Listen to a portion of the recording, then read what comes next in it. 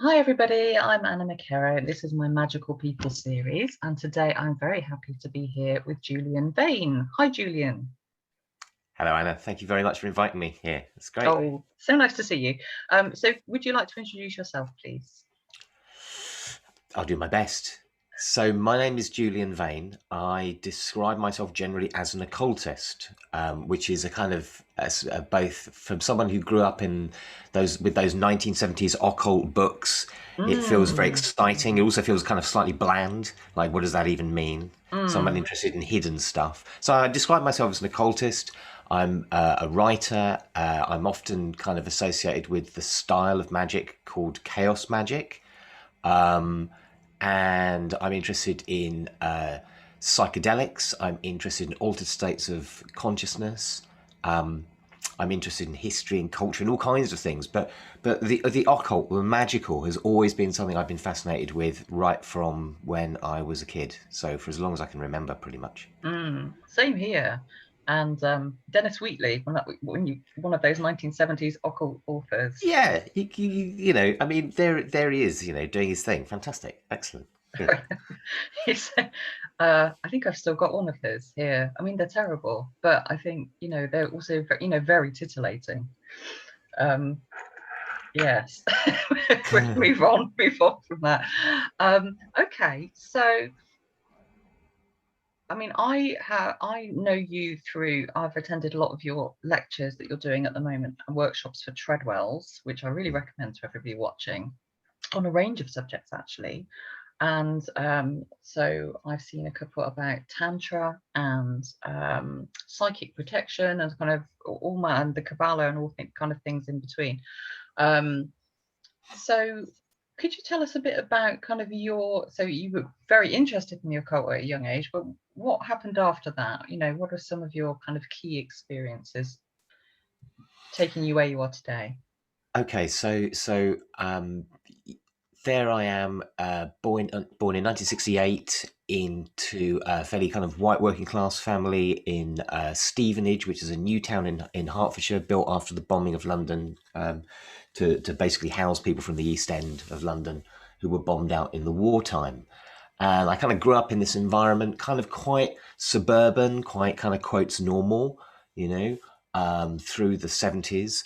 And I'd always had this fascination with the occult. I went through, the local library, reading everything I could under the Dewey Decimal Classification, 168 or whatever it is, occult, next to psychology and computer programming, Mm, which was a very small section back in the day. mm, But that was my habitat basically, and I realised fairly early on that I was in a place where I wasn't really kind of gonna get, I don't know, I was adrift from any kind of idea of lineage, so I had to do stuff. So very quickly, I got very interested, fixated, one might say, on like, well, what is it you do? And I went through vast numbers of occult books when I was a kid, pulling out technique, pulling out spells or practices, things that you actually could do. And I've still got them somewhere, like a whole bunch of books, which were just pulled material of like, mm, what is it you do? So the kind of the philosophy and the ideas interested me, but I understood magic as primarily a thing that you did. It was a right. praxis, um, and very quickly it became obvious to me, again through those kind of 1970s occult books and various magazines and newspapers that were knocking around at the time, that the most accessible form of practical magic I could get involved with a group of people was Wicca. So I became involved in, well, for between the ages of maybe, I don't know, 13, 14, 15. I was kind of hanging around like psychic occult festivals, those Mm, places that people rock up and do tarot readings or have your yeah, curly photography done or whatever. yeah. Um, and I would always gravitate to whichever was the dark and mysterious corner with the Egyptian deities and the people with lots of perhaps extra eyeliner and heavy scented incense. That was where I I've found always been a myself big doing. fan of eyeliner, so Yeah, yeah, yeah, I'm exactly. all on board with that. Yeah. You got to love it. So I got involved with a Wiccan coven in North London uh, quite early on. I was about 16, and through a combination of weird circumstances, I ended up being basically, if not the most qualified, then at least the person who knew the ritual structure best And so I had to step into the role of being high priest in the coven at that age, essentially. Like Blimey. yeah, it's a long story, which I won't Hmm. bore you with right now. But basically what happens is I ended up working in the coven, ended up having a really important part of my storyline kind of unfold in that sort of space. So worked in this kind of Wiccan environment, but a very kind of eclectic, very experimental, although we had a kind of Alexandrian lineage. Um, we and I was much more interested in making things, like it's like I'd kind of gone through all this material, I'd mined what I saw the building blocks, and I started to kind of understand that actually, rituals, although may look very different, or processes may have very different cultural um, keys associated with them or signifiers, that the underlying technology of ceremony is very similar. There's it's about attention. It's very often about a mimetic or sympathetic process whereby one thing is taken to mean another thing. As I pour away the liquid from this vessel, so something leaves me, for Hmm. example. Hmm. Um, Changing consciousness, changing awareness in some way, breath work, dancing, drumming, sex, drugs, whatever. There was all that kind of in there. So I worked in this kind of eclectic Wiccan environment for a number of years, and then kind of slowly kind of moved out from that, found myself in ceremonial magic contexts, thelema, a little bit of interaction with the OTO, um, uh, druidry, various other kind of crowds of people. And then about 20 years ago, I became involved with the Illuminates of Thanateros, so the one of the chaos magic orders, chaos magic networks of practitioners. And that's been a really important place for me, and continues to be an important place for me in terms of my own kind of practice. So that's a bit of the lineage, and I won't go on too long. Is that all Yeah, right? no, that's so fascinating. Goodness. Wow. Well, I mean, yeah, as you say, there's a lot of tangents and stories within that, but it's really interesting to know kind of where people end up and where they've come from. Um, this is probably a good point to ask you for people who aren't familiar, like kind of in a nutshell, if possible, how would you describe chaos magic? So it's maybe think something that people are less familiar with. Mm-hmm. So, like anything, it's easiest to describe things in historical terms because you can then put it into a context. Like I'm a historian, but in terms of some of my professional work, so Mm, that's the way I like to think of it. So, cast your mind back to Britain and indeed the Europe of the 1970s and 1980s. So we have Margaret Thatcher, the peace convoy, the Stonehenge campaign, first wave of anti-road protests, the beginning of rave culture. mm, That's when we're talking about mm-hmm, punk. Yeah, it's yet to tip into the kind of hardcore materialism of the sort of late 80s, early 90s. So that kind of period of time. So a group of magicians, a group of eclectic magicians who are kind of working together, initially in London and then later on in Yorkshire, and then eventually joined by other people who are working kind of in parallel in Germany and other places in Europe. And what they're basically doing, what chaos magic really kind of comes down to in this time, is it's a group of people saying, well, we don't want to be Wiccans. We're not interested in being Wiccans mm, because we don't want, God and goddess and all that is fine, but it's not really our bag. mm, We don't really want to be kind of big Crowley fanboys, although of course we're massively influenced by him because you can't not be as an mm, occultist in English speaking 20th century. But we don't want to be Thelemites. We don't want to do this thing, and we don't want to be kind of very sort of I think what was perceived at certainly the time as sort of very white light Dion Fortune ceremonial magicians. mm, We want to be this kind of hardcore, edgy punk, doing stuff, breaking boundaries. That's what we really mm-hmm, dig. Yeah, that's what these people were kind of saying. So the system emerged as one which really was a confluence of those kind of punk influences, Discordianism, Robert Anton Wilson, Robert O'Shea, number 23, all that kind of crazy wisdom, slightly American influence stuff, that's in there as well. mm. Punk in the sense of like, you got to do it, like you pick up Do a it guitar, yourself. give it a go. Yeah. Yeah, exactly. Mm-hmm, DIY culture. Um, uh, and very much this kind of the emerging kind of postmodern philosophy into mainstream culture. So the idea that there are many, many different things, and there may not be one of them that's more true than any other. So that whole like maxim that gets pulled into chaos magic, nothing is true, everything is permitted. One way of saying that is that there are multiple truths, there are multiple possibilities out there in the universe. So chaos magic becomes this group of ideas which are distilled most clearly in the work of Peter J. Carroll, and he writes a book called Liber Null, and later on, and also a book called Psychonaut, eventually bound as one volume. And these become some of his work, the work of people like Phil Hine and various others, become a sort of corpus of ideas. And the ideas are essentially these: that magic happens within a belief envelope. It happens within a structure of what you believe to be true. So you might have a belief system where, for example, Christianity is a belief system, and it has various kind of ideas, and it is, as they say, a broad church. But let's imagine that we've got this kind of Venn diagram of all the kind of Christic ideas. Within that set of ideas, it's still possible to do magical stuff. I mean, Christianity has a strong magical tradition as well as other aspects to it. Equally, you can look at another belief system, so a monotheism or communism or any number of different ways of seeing the world. So we have a way of seeing the world that structures how we think.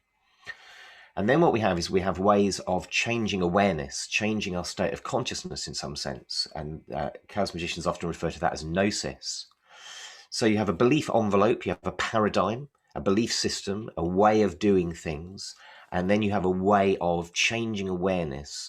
And to make a long story short, you can imagine that as a way of kind of generating energy or focusing intention, or somehow bringing the kind of the psychology of what's going on to a point, or to a particular into a particular direction, to channel it in a particular way. Mm-hmm.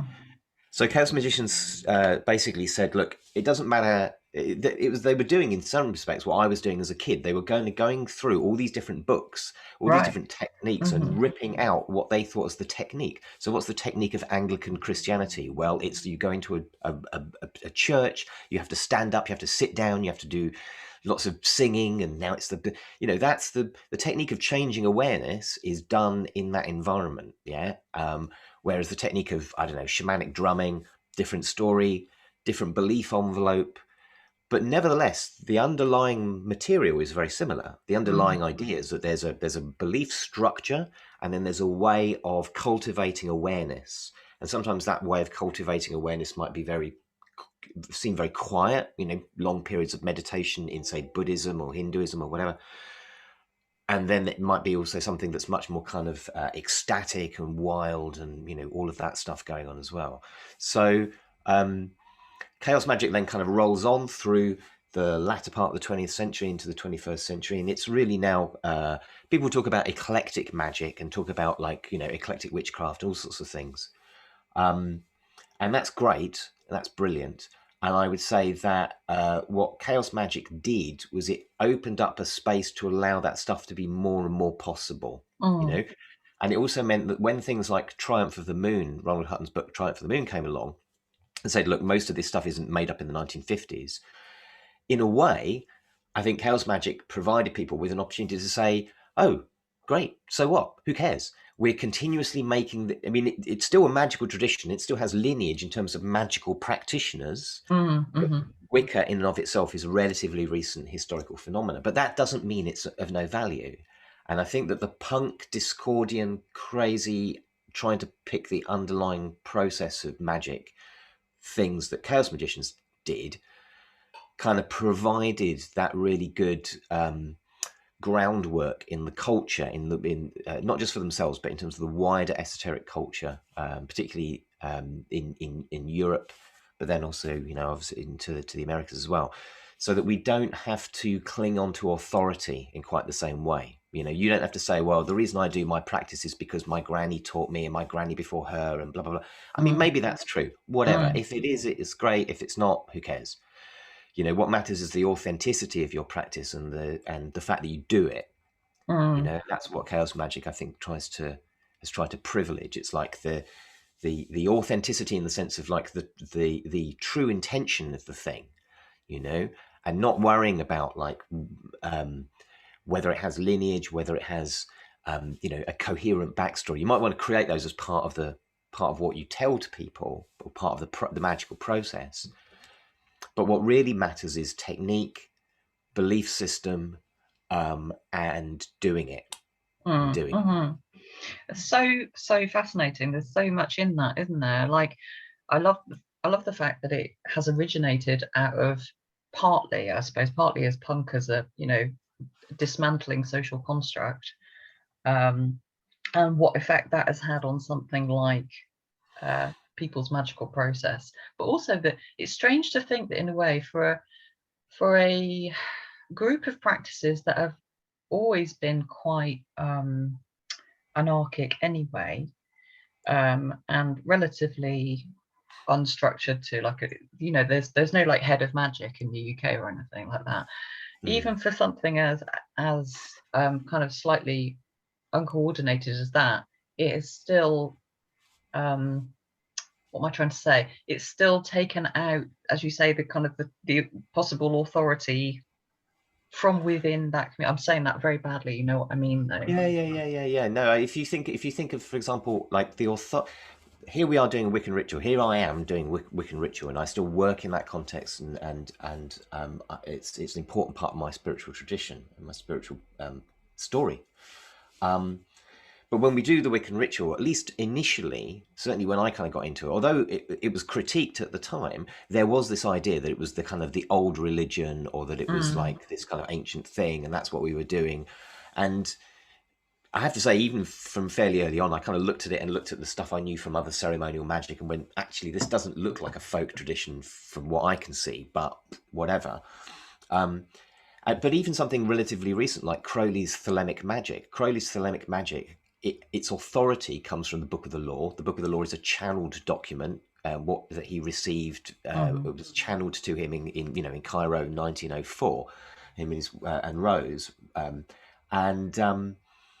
so there's still an idea of like authority has to come from somewhere. And chaos magicians still have that, in the sense that if you open Liber Null, which is the classic book on chaos magic, it's got like a picture of like all these different strands of magic, and it all ends in a box marked IoT, Illuminus of Thanateros, so the order that Pete co-founded. So we need this idea of authority. That's a thing. And as magicians, I think that we do require that in a variety of senses. We have this connection to notions of ancestry and notions of other practitioners in the past, and ideas that some of the things that we do have these tremendous echoes through time, and that's real and important. But it's also important that to recognize that these traditions are continuously remade in every moment. So I did me and my partner Nikki did a spring equinox ritual last night with a group of people, and of course it was over Zoom, right? So the format of the ritual and some of the things that we can do and not do in that environment have to change, but that ritual is absolutely in the lineage of all of those equinox rituals throughout time and space, but it's a modern recreation of it. So to be able to kind of to really emphasize that bit of it, because you're right, there is no head of magic, there's no sort of authority in control, but there is still a necessity to talk about like what we take as our authority to do certain things. And I think at that point in history, the chaos magicians, or what became the chaos magicians, were people who felt that the authority side of the equation was had been too overemphasized, and what mattered as well was this new idea of like swinging back into kind of, okay, let's create things, let's make things, let's use mythology from contemporary culture. Let's do rituals involving Spider-Man and Batwoman and whatever. Let's do that. Let's actually actively embrace the new and the creative, and place less emphasis on the ancient and the lineage and tradition. Again, just like punk, isn't it? That musically, that's exactly what that's doing as well. So I'm going to bring in your book here, Chaos Craft. Ta-da! Here it is.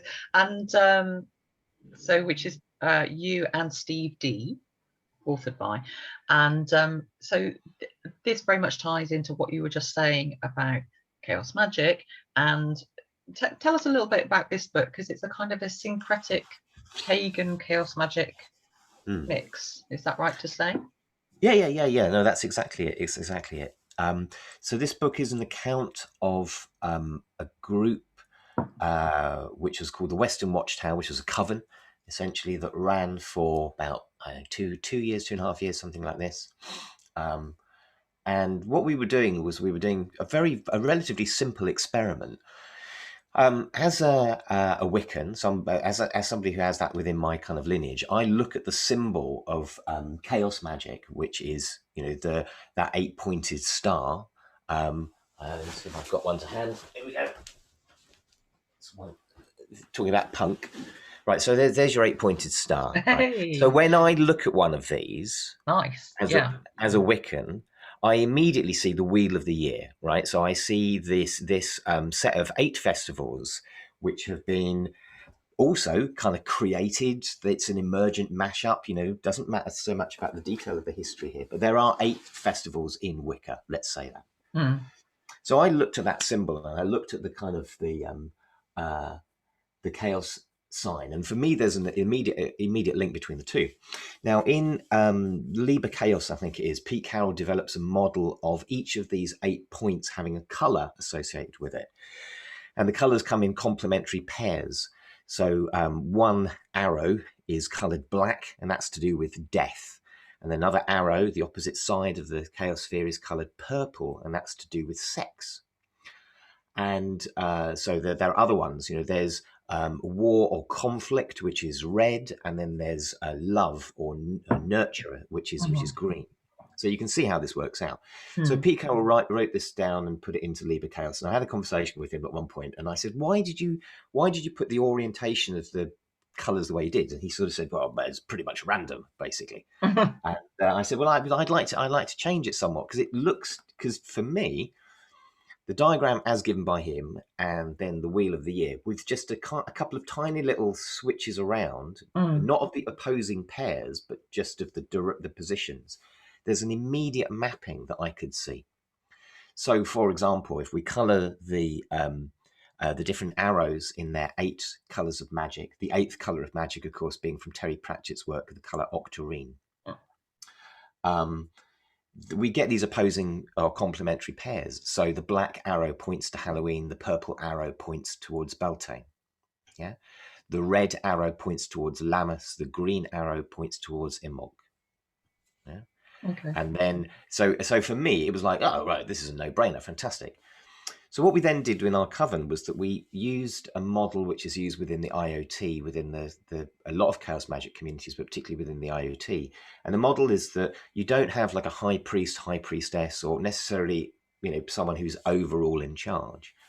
What happens is you meet in a particular place, usually my home, and each individuals can choose to bring a practice. So Anna, you might come along with a practice and say, okay, well, I'm bringing something from my tradition. We're going to do this practice, Mm-hmm. but it would be themed around the festival that we were celebrating and around the color. And I don't mean literally the color, like you have to do the purple things or the black things or Mm-hmm. whatever. It's the vibe, it's the quality that Mm-hmm. the color represents. So you would bring a practice and we would do whatever your practice was. And then we would maybe take a break. Maybe we'd do like another practice. So that's how a lot of chaos magicians tend to work. Certainly in the IoT, that's how we do it. Mm. We have, you meet together and people bring things. The difference with Chaos Craft was that we were all bringing things which were themed around, very strongly themed around the time of the year and the color or quality of magic that we were working with. And so, yeah, this was basically me bringing together, me and Steve bringing together the some elements of the kind of Wiccan framework or a witchcraft framework, and then kind of blending this with some of the chaos magic approach and seeing what came out. And Chaos Craft is the record of those experiments. Amazing. It's a really empowering approach, actually, isn't it? Because while you were talking about kind of having, I was imagining having a group of, kind of artistic friends, say, who might work in a similar way. Like you would say, okay, this is the topic this time, guys, and everyone brings something. I've worked in that way, kind of artistically. So it's a really nice approach, actually. It's also, I think it's very, I mean, part of the interesting thing about that for me is also that what people bring as processes, sometimes it will be a ritual or a spell casting thing, or sometimes it will be just like an experiment. Someone will say, I'd like to experiment with this idea or this drama practice or this artistic practice that I've encountered. So you get the part of the point of it is that you have this massively empowering skill sharing network. So everyone gets a chance to go, oh, here's my thing. It also means that you get an opportunity for people to really flourish, because they're encouraged to, certainly within the IoT, what we do is we encourage people to bring practices to share, and there are various things that kind of spin off from that. You have to become fairly good at coherently explaining what it is we're going to do and why. Mm-hmm. People build their confidence. People get feedback on what they've done, and the practices can be something like, I don't know, someone might bring along some qigong or tai chi that they're learning and share that, Mm. and share that. Or somebody else might bring along something that they've been doing some work with the runes, and they share that. Or somebody might say, well, I've got a particular kind of piece of political magic that I want to do. And if people are up for it. The other thing, of course, is you can always sort of say, oh, I'm not really up for doing whatever the practice is for whatever reason, and just Yeah. not do it. So you have this lovely thing where you've got a meeting which consists of this kind of self-assembling process. Usually at the beginning of the session, you'll sit there and say, right, okay, what have we got? You list down all the rituals, all the practices, and kind of look at the running order. How's it going to flow nicely? So you might have somebody who's responsible for the kind of the overall curation of the space. Mm. Yeah, so Mm-hmm. they're the one whose house it is, or they're the one who's had to go and buy the sandwiches or whatever. They're the one who's going to be looking at the watch to, when do we Yeah, need to clear out, exactly. and Yeah. all that. Yeah. Mm-hmm. But within those individual rituals, the person who's in charge is the person running that practice. Yeah, so they're the one who's responsible for the health, the safety, the effectiveness, all the stuff that they need to do. They're put in Mm. this position of power, and that person could be somebody who's relatively new to working in magic. So they're not unsupported, but it's about encouraging people to practice this thing, to do this thing. Reading about magic is great, hearing about it is great, all that sort of stuff, fantastic. But there's nothing quite as important in terms of this domain of experience as the actual doing of the practice. That's Mm. where the knowledge comes from. That's why chaos magicians call this alteration of awareness gnosis. Gnosis is a word that means an individual immediate and deep understanding or knowledge of something.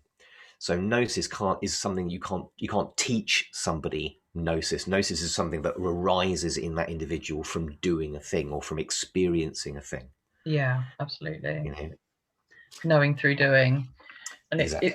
yeah. It's I know it's I don't know what I'm trying to say there, but I think there's so much I've learned by doing that I would never have learned otherwise. And actually it's very simple sometimes, but it's just something nobody can explain it to you nevertheless. Amazing. I mean, this is fascinating. What a fascinating chat we're having. Julian, I wanted to ask you, could you tell us, so you told us about kind of your background and some of what your overall beliefs are, but what does it look like for you on a day-to-day level? So what might a normal day for you look like, but also how does the magic and the normal mix together? It's a big question. It's an interesting question. It's an interesting question because part of my sort of project as a magician, and I don't know if this is necessarily the right thing to do, but it's just what I find myself doing, is that my project is to kind of blend these things together so that they become a seamless whole. So I remember when I was a kid, you would encounter things like people would say, oh, go and do a pathwork and go and do a meditation. But then afterwards you must go and dig the garden or eat some food because otherwise you'll be ungrounded and you'll do a thing which Dion Fortune used to call confusing the planes. Things would get mixed up and it would go all weird and you'd go mental and crazy. So, but having said that, like my actual experience of people who I perceive as really good magicians, and also Mm, people from cultures where magic is perhaps more central to some aspects of the culture, mm, is that there isn't that much of a division between, you know, the sacred and the profane, or the magical and the normal. And so my aspiration is to do exactly that. Uh, and that what that looks like in practice is that it's a bit like you know, mindfulness meditation. I do.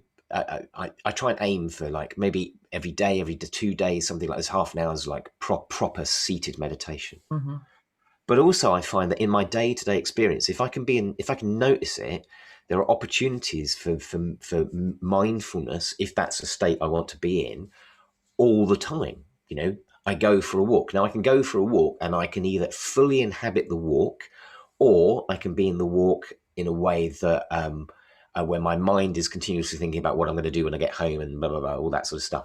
So if I want to bring mindfulness into my walk, I notice enough of my own um, mental behavior that I can kind of draw it back into wherever I want to be. So there are loads and loads of opportunities like that I encounter. Um, you're queuing in the post office, right? You're queuing in the post office. Now you can just stand there queuing in the post office, and you can stand there thinking about stuff. And you can do any number of things, and that's not to say that one thing is necessarily better than another. But having done Tai Chi for a little while, what I will tend to do is I will tend to stand in the post office, and I'll tend to be feet shoulder width apart, knees slightly bent, tailbone just drops ever so slightly, chin tucks in a little bit like you're being pulled up by a golden thread, belly is soft, hands just easy, shoulders dropped, right? So for me, it's not about there being like magic over here and then mm, normal stuff over here. It's about like, how can I interpenetrate these in such a way that, yes, there are times when, like last night, you know, I'm obviously doing a ritual. It's obviously a thing, or I'm, you know, doing some kind of ceremony that is evident. But there are many occasions where, um, even just like a tiny little detail. So things in a way I kind of don't notice them so much, but I found, where was it? I was somewhere recently, or doing something recently in the company of somebody else, or whether it was online or physically, I forget. But I took some water, and I just dropped a little bit on the ground. And the reason I did that was because there was a moment when I needed to do like a recognition, like an offering, right? But I didn't make it like a big deal, like I'm doing this, now I'm holding it up, now I'm looking at it, now I'm, you know, mm, it's more to try and let it flow through you, to make it kind of embedded in life. So in my professional work, I work in museums and galleries and heritage sites of various descriptions, and I do a bunch of stuff in those sorts of spaces. But what fundamentally my job is to arouse people's curiosity about these weird things, these museums, these, you know, um, National Trust houses, mm, these galleries. That's what I'm tasked to do, and what I'm good at. That's what I uh, spend my time doing consultancy, doing. So what I'm trying to do is I'm trying to find what are the things that I can evoke from this person that allow them to encounter an object or a house or a collection or a painting in such a way that it can begin to speak back to them, right? So for me, that's a deeply magical process. It's a deeply mm, magical process. And it's one that, you know, I think I do reasonably well. Like, people still keep hiring me and have done for a while. So um, again, my day job, when I walk into there's a local gallery I'm working for at the moment, and when I walk into the local gallery, one of the things that I do before I walk in is I walk across the grass, right? And so it's, again, no big deal, but I know that just that thing of like walking across this uneven surface, that has all kinds of little tiny effects in terms of the way that what my neurology is. It allows me to look down at the grass and the greenery and to be kind of very present in that. It allows me to cut away from the path and just deviate somewhat into something where I'm, you know, not supposed to walk. It's not where the path is. And that's kind of good, because one of the things I have to remember is that We are given paths, and that's great. And sometimes we have to break those and go somewhere else to find a new thing. Yeah. Mm. So the work that I do, I consider part of my magic. And even those tiny details of how I behave with my glass of water or with my walk to work, I consider part of my magic. And then there are things that are more kind of obvious because I'm wearing a black robe and a pointy hat and I'm, in a room full of incense and shouting and stuff. Mm-hmm. You know, so that's the Mm. way I like to play it. Yeah, and I think you've got that. Most people that I've asked that question to kind of give a variety, but similar answers. In that about it's not necessarily about exactly being robed all the time, but it's about having that mindful quality in your whole day, regardless of what you're doing, and kind of searching for the magic in that way. And also a lot of people will often say, well, I do a lot of small things, I'll kind of start the day doing this, and then when I'm washing up, do something It's else, and that it's sort of very thing. good. I mean, in Asian subcontinental Indian kind of esoteric culture, it's called the way of the householder. Like it's one of the traditional pathways, and it's like you can do parenthood as meditation, or you can do parenthood as hassle, and usually it's a combination of both if you're fortunate. But like if you're going to be in the world, if you're not going to be on a monastic retreat or whatever, and sometimes that stuff is good, and I've done those kind of things, are brilliant. But to be in the world and to be able to reveal the magic of the world, like last night we were doing this online ritual, and there was a bit where we lit a candle. And I was just saying what I consider to be just factually accurate statements. This candle that we're lighting is the descendant of the ancestral fire that came to us before we were even the shape we are now. This candle is a magical object at the tip of its flame, every second 1.5 million nanodiamonds are created for a fraction of a second within the carbon that burns at the top of this flame. That's a fact, right? Wikipedia is your friend. Oh. So here, that's what this thing is. And to remind ourselves to come back to the revealed fact of how astonishing that is. And that's just a candle. That's not even like the creature lighting it or making it, you know. Mm-hmm. Um, to remind ourselves to come back to that, the magic in the everyday, and then as a householder as well, to make sure that whatever practices or processes we have, we just drip, drip, drip these in. In our culture, we have this thing about like having like some, great rebirth moments and great epiphanies and radical breaks and big changes. And those things are kind of cool. But if you look at most natural processes, out there in the world, you'll see that occasionally there are landslides, but mostly there's gradual erosion. That's what actually goes on. It's this slow, slow process. So as a householder, to be able to kind of go, every morning I get up and I take a few moments before I actually kind of start the day, just to allow myself to collect my body back from sleep. Something as simple as that. Or every time I brush my teeth, I try and take a few moments just to be fully present in brushing my teeth. Or, when I take the children, we walk them to school, and we take a moment just to kind of notice what the plants and the animals are doing on our walk.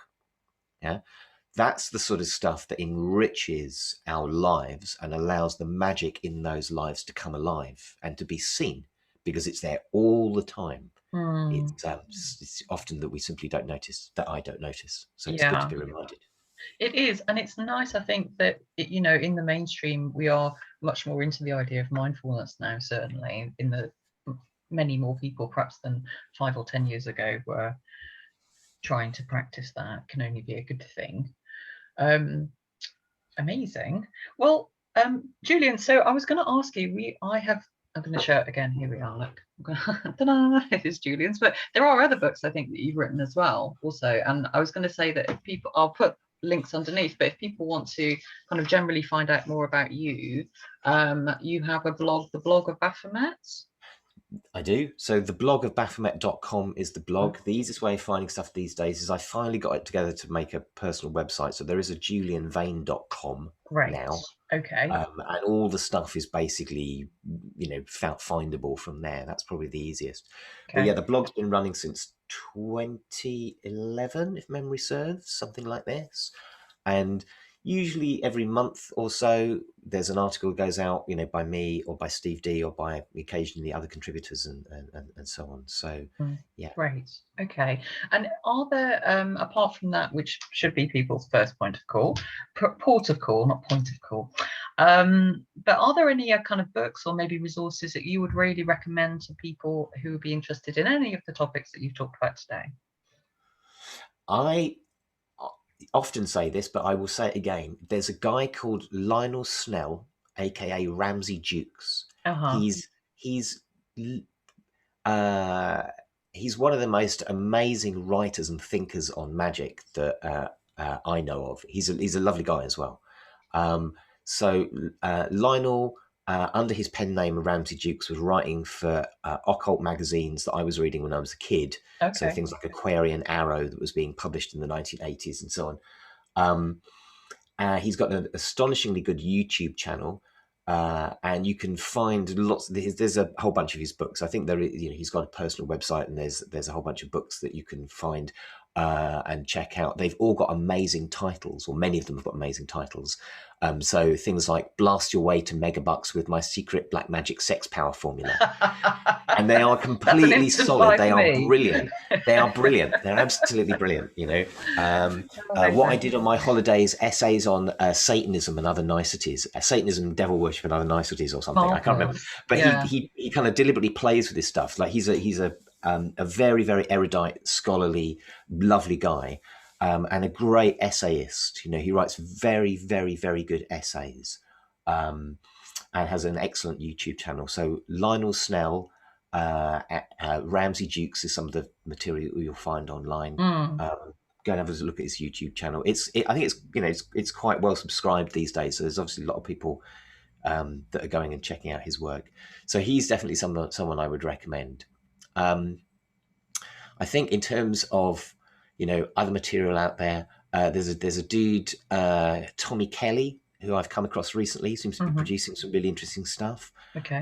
There's a lady called Lua Valentia, who's based in Australia now, but is very much involved in the Brazilian occult chaos magic kind of scene. But yeah, so those are just a few names for people to go and explore. Amazing. They're excellent recommendations. Thank you. Well, I'm going to have to end it there, Julian, but it was so nice talking to you. And thank you for such an amazing, erudite, eloquent interview. And people can, as I say, follow up with you on your website, follow you on Instagram also, and find out what you're doing kind of event-wise and things like that as well. So I know you're quite busy about doing kind of talks and presentations and workshops and things. Thank you so much, Julian. It's been brilliant. Thank you very much, and I really, really appreciate it. It's really lovely to be on the podcast with you. Lovely to chat. Okay. Indeed. Thank you.